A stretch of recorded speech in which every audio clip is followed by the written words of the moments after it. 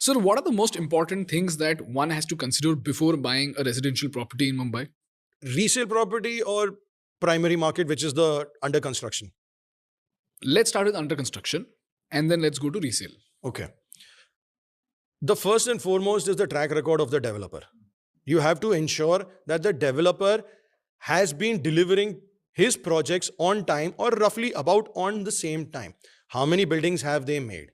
What is the portfolio of the buildings that they have made? What locations have they made the building in? You have to see all of that. One is very primary aspect.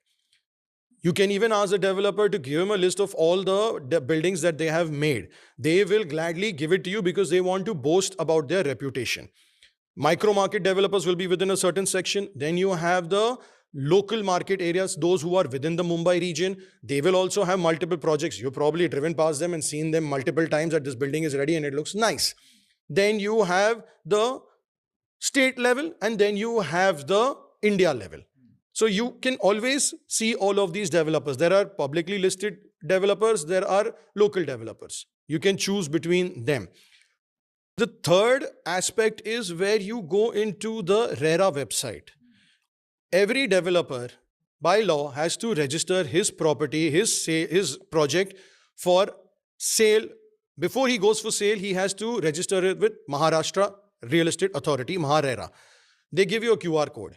You can scan that QR code. That QR code goes to their project page. In that project page, everything is mentioned. Who are the promoters of the property of the project? Who was the landowner? Who's the architect? Who are the registered brokers who can work on that project? And the documents, the land titles, the lawyers involved, everything. The title certificate. You get every aspect. If there are any disputes on the property, whether there is any court cases that are existing or closed, everything is mentioned over there, one after the other.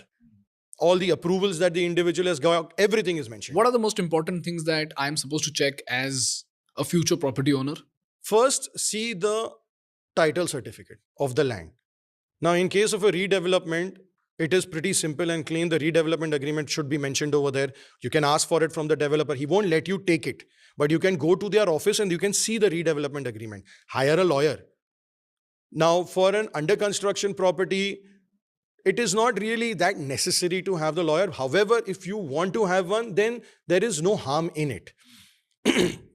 You see the title certificate, you see the land deal, the land documents, it is clearly available over there. If you are able to understand it, well and good. If you're not able to understand it, go to a real estate lawyer. The second thing you should see is if there are any disputes in that project, if there are any court cases going on, whether it's by some outside party or whether it is within the society itself, only someone has put a case on the developer. That's the second aspect that you can do. The third you can see is what are the clearances that the developer has. There is something called like a IOD, intimation of disapproval. You have to see which is called a commencement certificate. Then in the commencement certificate, it will get a little more technical for the audience, but a commencement certificate also tells you till how much can the developer build. How many floors can the developer build? So for example, if the developer is selling you the 20th floor, but they have permission only to build on the 10th floor, then you should not ideally buy the 20th floor because you're buying air.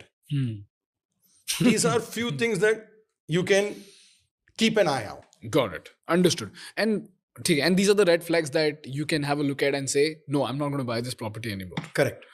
Understood. See, in today's age, a lot of the information is available and the buyer, a real estate buyer has become very smart. With social media, with all the information available, it is pretty open.